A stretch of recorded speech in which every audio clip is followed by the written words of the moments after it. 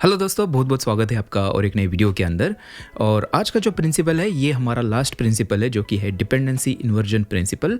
और ये जो प्रिंसिपल है ना, ये डेवलपमेंट के अंदर बहुत ज़्यादा यूज़ होता है। इससे आप आपका जो सिस्टम है, आपका जो एप्लीकेशन है, उसको क्या कर सकते हो, डीकपल कर सकते हो। जब भी हम एप्लीकेशन बनाते हैं तो आपका एप्लीकेशन लूजली कपल्ड होना चाहिए, मतलब अच्छी तरीके से उसको डीकपल करना है, ताकि जब भी फ्यूचर में आपको चेंजेस करने हैं उसके अंदर बड़ी आसानी से आप क्या कर सकते हो, जो चेंजेस है वो आपके एप्लीकेशन के अंदर कर सकते हो। तो ये जो प्रिंसिपल है ना, ये मेरा फेवरेट है, इसके ऊपर मैं बहुत देर तक बात कर सकता हूँ। तो आज के इस वीडियो के अंदर इसको पूरा डिटेल्स में समझेंगे। इस प्रिंसिपल का यूज़ करके आप आपके एप्लीकेशन को बहुत अच्छी तरीके से डीकपल कर सकते हो। मतलब जब भी हम एप्लीकेशंस बनाते हैं तो आपके एप्लीकेशंस के अंदर जो मॉड्यूल्स होते हैं उसको हमें लूजली कपल रखना होता है, ताकि फ्यूचर में कुछ भी चेंजेस अगर हमें करने हैं तो बड़ी आसानी से आप उसके अंदर चेंजेस कर सकते हो, अच्छी तरीके से टेस्टिंग कर सकते हो, और भी बहुत सारे फ़ायदे हैं।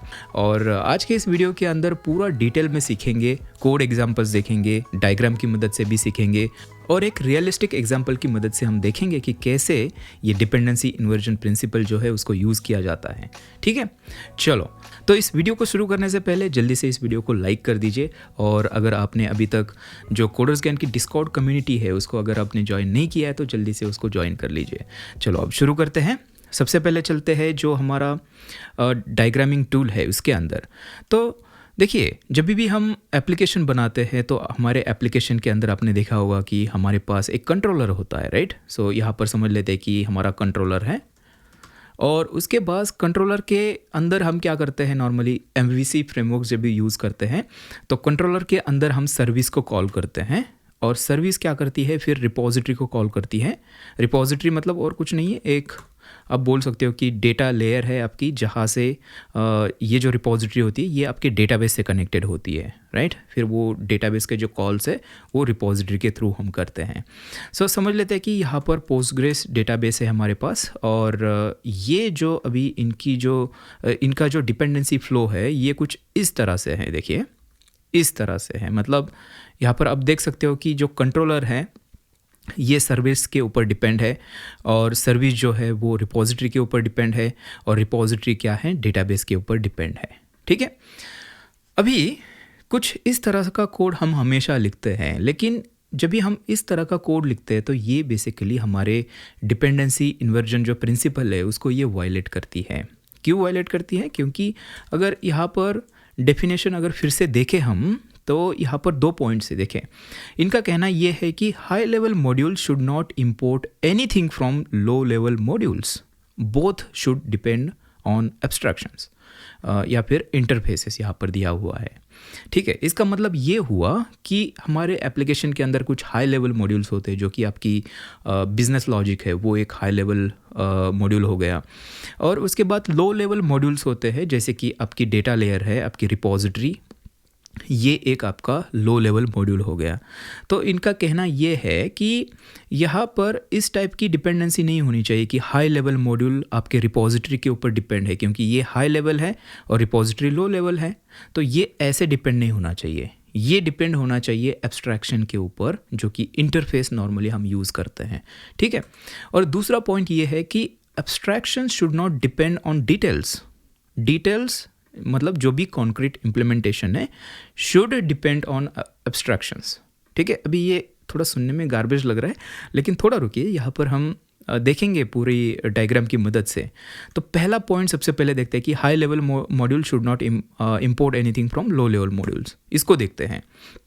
तो यहाँ पर हम क्या करते हैं, पहले तो ये जो यहाँ का पार्ट है ना, इसको थोड़ा सा स्किप करते हैं, यहाँ पर देखते हैं। ठीक है, हम क्या करते हैं, अगर ऐसा कुछ करना है तो हम यहाँ पर एक इंटरफेस इंट्रोड्यूस करते हैं। ठीक है, यहाँ पर करते हैं इंटरफेस, और ये जो है ना, अभी ये जो एरोज जो जा रहे हैं ना लेफ्ट साइड से राइट साइड में, इसको याद रखिए। ठीक है, अभी यहाँ पर ये सर्विस डिपेंड होगी इस इंटरफेस के ऊपर, जो कि इनका यही कहना है कि both should depend on abstractions. ठीक है, अभी हमारा जो हाई लेवल मॉड्यूल है ये एब्स्ट्रैक्शन के ऊपर डिपेंड है। देखिए, ये एरो इधर जा रहा है, डायरेक्टली रिपोजिटरी के ऊपर नहीं जा रहा है। ठीक है, इसको अलग कलर थोड़ा सा देते हैं। और अभी सेकेंड पॉइंट ये कहता है कि सेकेंड नहीं, पहला वाला देखिए, both should depend on abstractions.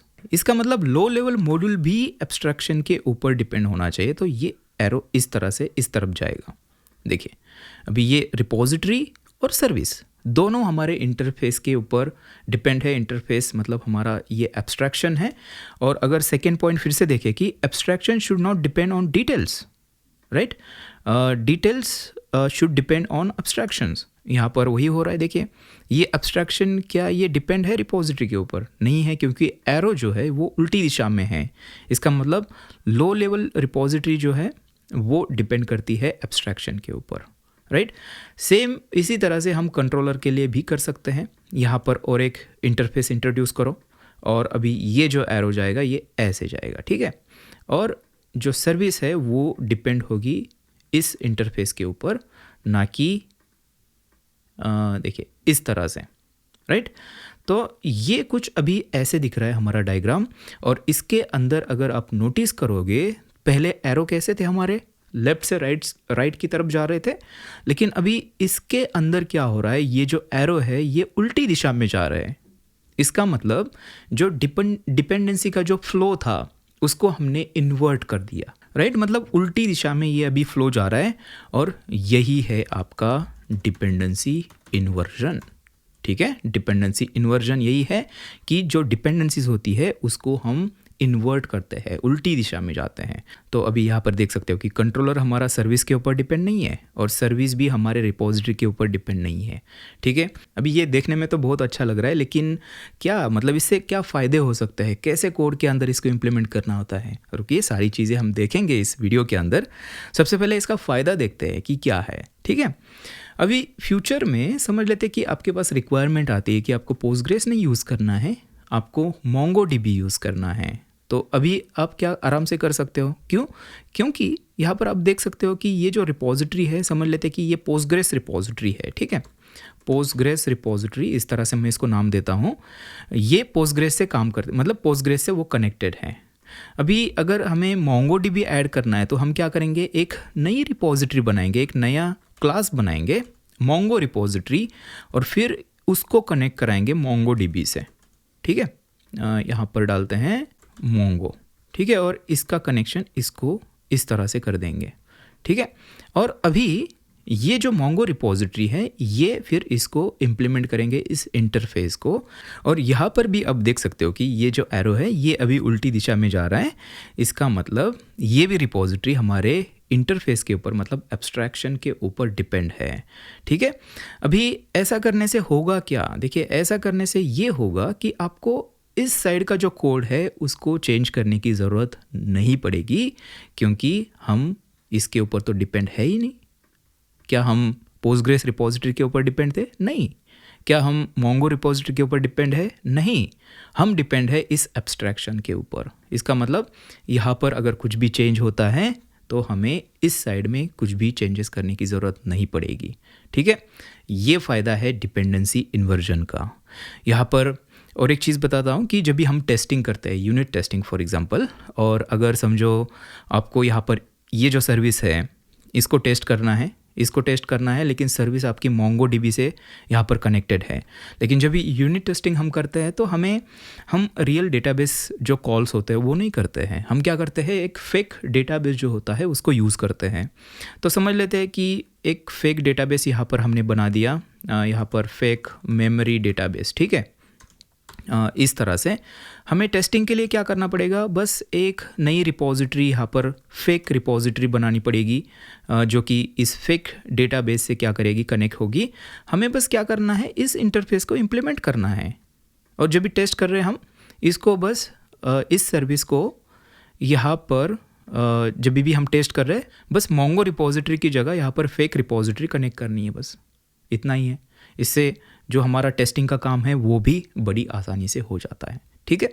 चलो अभी यहाँ पर ये सुनने में भी बड़ा एब्स्ट्रैक्ट लग रहा है, तो कोड एग्जांपल की मदद से इसको समझते हैं। तो यहाँ पर चलते हैं कोड के अंदर, ठीक है। समझ लेते हैं कि सेम जो डायग्राम के अंदर लिखा था यहाँ पर, इसको ही हम यहाँ पर कोड के अंदर इम्प्लीमेंट करेंगे। तो हमारे पास समझ लेते हैं कि एक क्लास है जैसे कि यूज़र कंट्रोलर, ठीक है। और इसके अंदर समझ लेते हैं कि यहाँ पर है सेव मेथड है, ठीक है, यूज़र को सेव करने के लिए। और यहाँ पर करते हैं कंसोल लॉग सेव यूज़र, ठीक है, सिंपल रखेंगे। और यहाँ पर उसके बाद हमारे पास एक सर्विस है फॉर एग्जांपल, और इसको नाम देते हैं प्रोडक्ट सर्विस, नहीं ये यूज़र सर्विस है।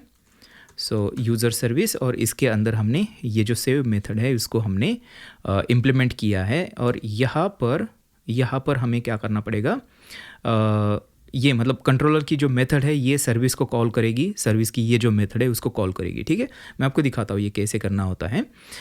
उसके बाद यहाँ पर एक रिपोजिटरी बनाते हैं, ठीक है, यूज़र रिपोजिटरी। और यहाँ पर इसके अंदर करते हैं, इसके अंदर भी एक सेव मेथड, ठीक है। ये मेथड का नाम सेम हो सकता है या फिर अलग अलग नाम हम इसको रख सकते हैं। सो अभी कैसे इसको यूज़ करना है, देखिए, अगर हमें यूज़र कंट्रोलर के अंदर अगर यूज़र सर्विस अगर पास करनी है, मतलब अगर यूज़ करना है इसको यूज़र सर्विस को इस कंट्रोलर के अंदर, तो यहाँ पर हम डिपेंडेंसी इंजेक्शन यूज़ करते हैं, ठीक है। ये बहुत इंपॉर्टेंट है।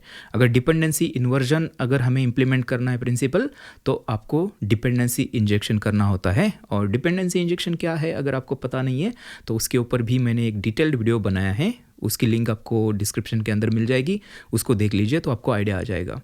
तो डिपेंडेंसी इंजेक्शन के अंदर हम क्या करते हैं, कंस्ट्रक्टर यूज़ करते हैं, और इसके अंदर हम इस तरह से यूज़र सर्विस को इंजेक्ट करेंगे। देखिए यहाँ पर यूज़र सर्विस हमने इंजेक्ट की है, लेकिन यहाँ पर जो टाइप है इसका ये खुद यूज़र सर्विस है, ठीक है। अभी के लिए ऐसे रखते हैं, मैं सबसे पहले आपको वायलेशन दिखाने वाला हूँ।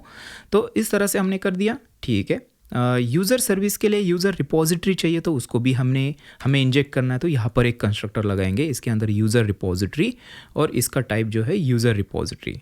By the way type script के अंदर इस तरह से आप डायरेक्टली शॉर्टकट यूज़ कर सकते हो।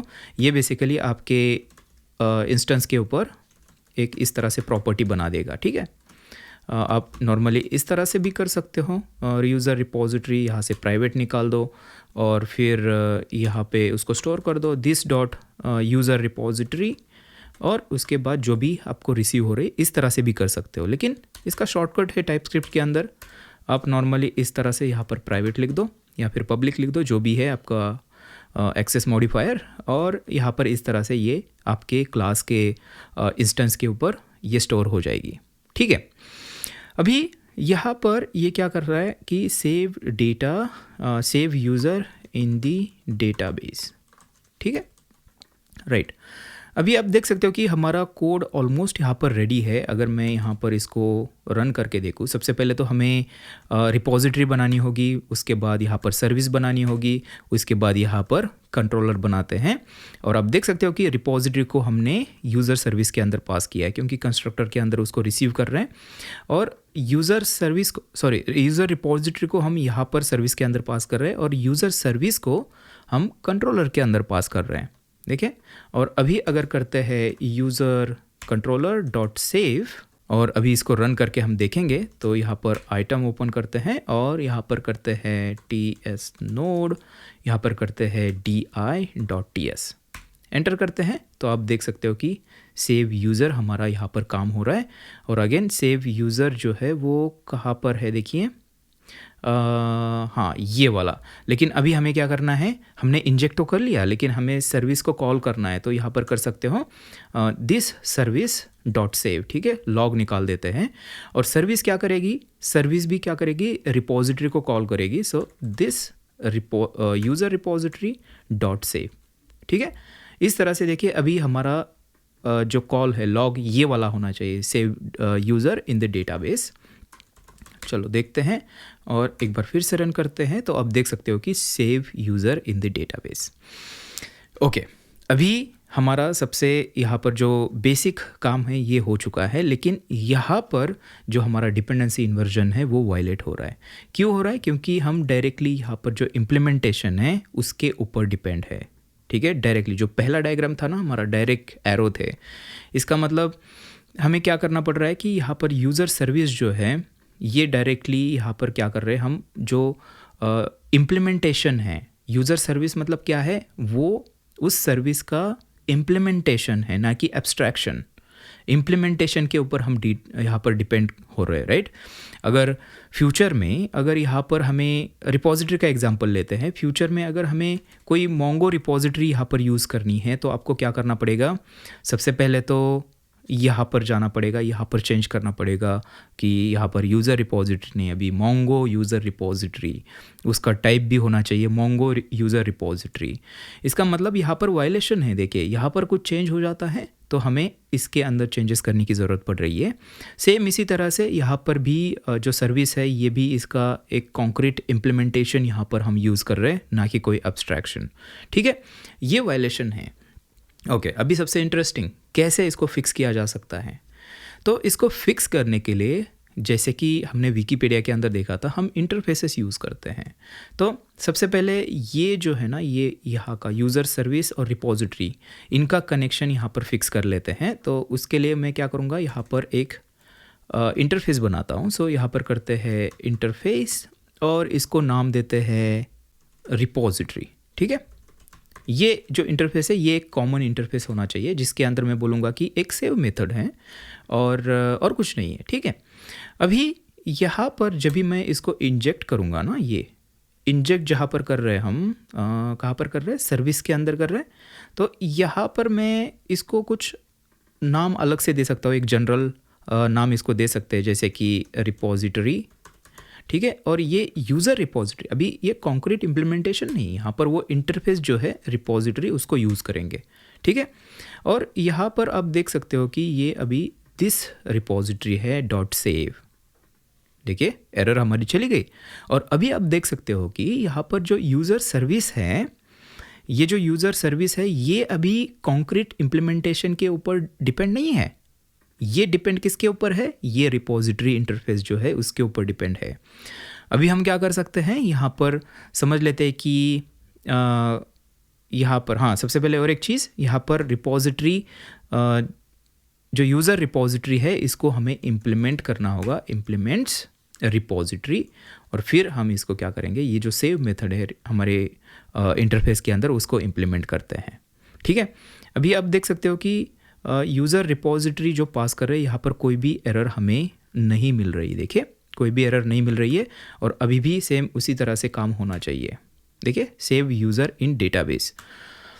अभी फ्यूचर में रिक्वेस्ट आती है कि अभी हमें जो रिपॉजिटरी बनानी है वो हमें मोंगो रिपॉजिटरी, फॉर एग्जांपल यहाँ पर कर लेते हैं कि समझ लेते हैं कि ये कोई पोस्टग्रेस रिपॉजिटरी थी, ठीक है। इस तरह से करते हैं, इसको रीनेम कर लेते हैं इस तरह से, और इसको भी रीनेम कर लेते हैं। सो ये है पोस्टग्रेस रेपो और इसको मैंने पास कर दिया। ये हमारी पोस्टग्रेस रिपॉजिटरी थी। अगर फ्यूचर में आपको अगर मोंगो रिपॉजिटरी ऐड करनी है तो आप सिंपली क्या करते हो, यहाँ पर आते हो और यहाँ पर करते हो यूज़र मोंगो रिपॉजिटरी। और ये इंपॉर्टेंट है, यहाँ पर आपको वो जो कॉमन इंटरफेस है उसको आपको यहाँ पर इम्प्लीमेंट करना है जो कि है रिपॉजिटरी। और यहाँ पर उसके अंदर भी फिर हमें सेव मेथड जो है उसको इम्प्लीमेंट करना पड़ेगा। और अभी यहाँ पर हमें चेंज करना पड़ेगा, देखिए कॉन्स्ट, और यहाँ पर करेंगे मोंगो यूज़र रिपॉजिटरी और यहाँ पर करते हैं न्यू यूज़र मोंगो रिपॉजिटरी, ठीक है। और अभी बस इसकी जगह हम इसको पास करेंगे और चलते हैं टर्मिनल के अंदर, यहाँ पर करते हैं एंटर। तो आप देख सकते हो सेव यूज़र इन डेटाबेस यहाँ पर लिखा हुआ है। एक बार यहाँ पर मोंगो करते हैं क्योंकि ये मोंगो है ना, तो इस तरह से करते हैं यहाँ पर। अब देखिए ये सेव यूज़र इन मोंगो डेटाबेस यहाँ पर दिखाई दे रहा है। इसका मतलब फिर से देखिए यहाँ पर चेंजेस कहाँ पर किए हमने। अगर हमें चेंज करना था पोस्टग्रेस से मोंगो तो हमने चेंजेस कहाँ पर किए, हमने चेंजेस बस हमने एक नया क्लास बना दिया और इसको बस हमने पोस्टग्रेस की जगह हमने क्या किया, मोंगो रिपॉजिटरी को इंजेक्ट कर लिया, ठीक है। बिल्कुल उसी तरह से अगर टेस्टिंग हम कर रहे हैं तो मैं यहाँ पर एक क्लास बनाऊँगा जैसे कि फेक, और इसको करते हैं फेक यूज़र रिपॉजिटरी, ये भी इम्प्लीमेंट करेगी। और यहाँ पर आप देख सकते हो कि सेव यूज़र इन फेक डेटाबेस, और उसके बाद यहाँ पर मोंगो की जगह अभी क्या करूँगा, कॉन्स्ट फेक रेपो, और न्यू यहाँ पर करते हैं फेक रिपॉजिटरी। और अभी बस यहाँ पर ये पास करेंगे, बस, और कहीं पर भी चेंज हमें नहीं करना है। और यहाँ पर सर्विस के अंदर जाके कुछ नहीं करना है, कुछ भी नहीं करना है। जो हमने डायग्राम के अंदर देखा था ना, यहाँ पर आप देख सकते हो, यहाँ पर इसके अंदर कुछ चेंजेस हो जाते हैं, तो यहाँ पर कुछ भी चेंजेस हमारे नहीं होंगे। चलो इसको रन करके देखते हैं। तो अब देखिए टीएस नोड, देखिए user save user in the fake database, right. तो ये हमारा यहाँ पर काम कर रहा है। हमने सक्सेसफुली यहाँ पर ये जो है ना, ये इम्प्लीमेंट किया है। देखिए अभी एग्जैक्टली ये वाला इम्प्लीमेंटेशन हमने किया है। अगर फ्यूचर में कुछ भी चेंजेस करने हैं, आपको उसको स्वैप करना है या फिर आपको उसको फेक रिपॉजिटरी पास करनी है, ये आप बिल्कुल कर सकते हो। बस आप इस इंटरफेस को आप इम्प्लीमेंट करते हो। हमारे केस में ये इंटरफेस कौन सा है? ये है रिपॉजिटरी इंटरफेस जो हमने बनाया है, ठीक है।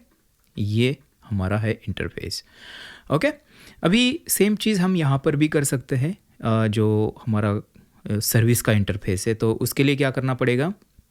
यहाँ पर आते हैं सबसे ऊपर और यहाँ पर करते हैं इंटरफेस और यहाँ पर करते हैं सर्विस इंटरफेस, ठीक है।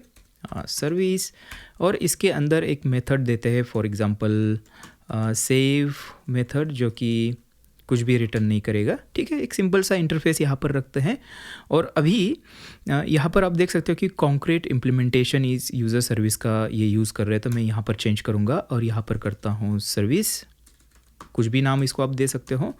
और ये है सर्विस टाइप का, ठीक है। यहाँ पर देखिए, और यहाँ पर करना पड़ेगा दिस सर्विस डॉट सेव। अभी देखिए यहाँ पर हमने चेंजेस कर लिए। ये अभी कोई भी कॉन्क्रीट इम्प्लीमेंटेशन के ऊपर डिपेंड नहीं है, ये हमारा है एब्स्ट्रैक्शन के ऊपर डिपेंड, क्योंकि सर्विस जो है वो इंटरफेस है, ठीक है। अभी देखें, अभी यहाँ पर हमें क्या करना पड़ेगा? जहाँ पर भी हम इसको सर्विस बना रहे हैं, देखिए यूज़र सर्विस यहाँ पर बना रहे हैं, इसको हमने पास कर दिया, ये काम करेगा। देखिए एक बार यूज़र सर्विस के अंदर जाके देखते हैं। हाँ, सब कुछ ठीक है। इसको कॉल करके देखते हैं और यहाँ पर करते हैं, तो आप देख सकते हो सेव यूज़र इन फेक डेटाबेस, क्योंकि फेक डेटाबेस की बात हो रही है। और फ्यूचर में अगर आपको लग रहा है कि जो सर्विस है आपकी यूज़र सर्विस, उसको आपको चेंज करना है और कोई इम्प्लीमेंटेशन आपको बनाना है, तो बस आप करोगे यहाँ पर कुछ भी नाम दे दो इसको, मॉडर्न यूज़र सर्विस, ठीक है। और यहाँ पर आपको इम्प्लीमेंट करना पड़ेगा जो हमारा सर्विस इंटरफेस है। ये इम्पोर्टेंट है क्योंकि कॉन्ट्रैक्ट है ना, क्योंकि अंदर हमें कुछ चेंजेस नहीं करने हैं, तो हमें मेक श्योर करना पड़ेगा कि जो भी नए क्लासेस बन रहे हैं वो कॉन्ट्रैक्ट के हिसाब से बन रहे हैं, राइट। तो यहाँ पर जो मेथड है वो सेव यहाँ पर इम्प्लीमेंट करेंगे और यहाँ पर करते हैं कॉन्सोल लॉग नहीं, यहाँ पर हमें कंस्ट्रक्टर भी डालना पड़ेगा, सेम जैसे इस सर्विस के अंदर हमने किया था। देखिए सेम ये भी यहाँ पर रिसीव करेगा। सो इसके अंदर रिपॉजिटरी रिसीव हो रही है और इसके अंदर करेंगे this dot repository dot save. क्या किया हमने यहाँ पर? बस एक नया क्लास बनाया है और उसको हमने इम्प्लीमेंट किया है इस सर्विस को, और ये सारी बिल्कुल चीज़ें उसी तरह से काम कर रही है। अभी मैं क्या करूँगा, यहाँ पर जो यूज़र सर्विस है उसकी जगह मैं ये वाली सर्विस पास करूँगा, जो कि है modern service, new modern service, और इसके अंदर जो फेक रिपॉजिटरी है उसको पास करूँगा, क्योंकि वही हमारी यहाँ पर है अभी। और इसकी जगह अभी मॉडर्न रिपॉजिटरी मॉडर्न सर्विस यहाँ पर पास करूँगा। बस यहाँ पर आते हैं और इसको रन करते हैं, तो अभी भी चीज़ें उसी तरह से काम करेगी। अगर फ्यूचर में और कोई सर्विस का इम्प्लीमेंटेशन मुझे ऐड करना है, तो बस मैं इस तरह से एक नया क्लास बनाऊँगा, सर्विस को यहाँ पर इम्प्लीमेंट करूँगा और बस यहाँ से मैं उसको इंजेक्ट करूँगा वो जो नई सर्विस है उसको, राइट। तो दोस्तों ये जो हमने अभी किया है एग्जैक्टली जो हमने डायग्राम के अंदर देखा था। यहाँ पर आप देख सकते हो कि अभी सारी हमारे जो मॉड्यूल्स हैं वो किसी भी लो लेवल मॉड्यूल के ऊपर डिपेंड नहीं है, हम अभी डिपेंड है एक एब्स्ट्रैक्शन के ऊपर जो हमारा इंटरफेस है। हमारे केस में यहाँ पर सर्विस इंटरफेस हमने बनाया है और सर्विस डिपेंड है रिपॉजिटरी इंटरफेस के ऊपर जो कि एब्स्ट्रैक्शन है। और ये जो मॉड्यूल्स है वो भी डायरेक्टली क्या है, वो भी इसी इंटरफेस के ऊपर डिपेंड है, क्योंकि वो इसको इम्प्लीमेंट कर रहे हैं, ठीक है। तो दोस्तों ये था डिपेंडेंसी इन्वर्जन और बहुत ही सिंपल ये कॉन्सेप्ट है और रियल वर्ल्ड डेवलपमेंट के अंदर बहुत ही हेविली ये यूज़ होता है, ठीक है। सो आज से ही अब ट्राई कीजिए कि आपके जो भी प्रोजेक्ट्स होंगे अभी तक आपने काम किया है तो आई एम श्योर कि वो कुछ इसी तरह से इम्प्लीमेंट किए होंगे आपने, जो पहले हमने स्टार्टिंग में जो किया था डायरेक्टली जो डिपेंडेंसी फ़्लो है कुछ इस तरह से होता है, राइट।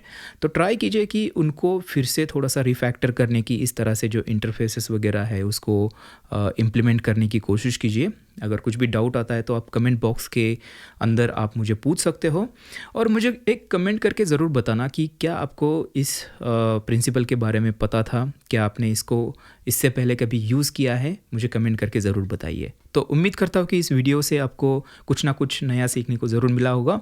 अगर ऐसा है तो जल्दी से इस वीडियो को लाइक कर दीजिए और अगर आपने अभी तक कोडर्स ज्ञान की जो ऑफिशियल डिस्कॉर्ड कम्युनिटी है उसको अगर ज्वाइन नहीं किया है तो उसको भी ज्वाइन कर लीजिए।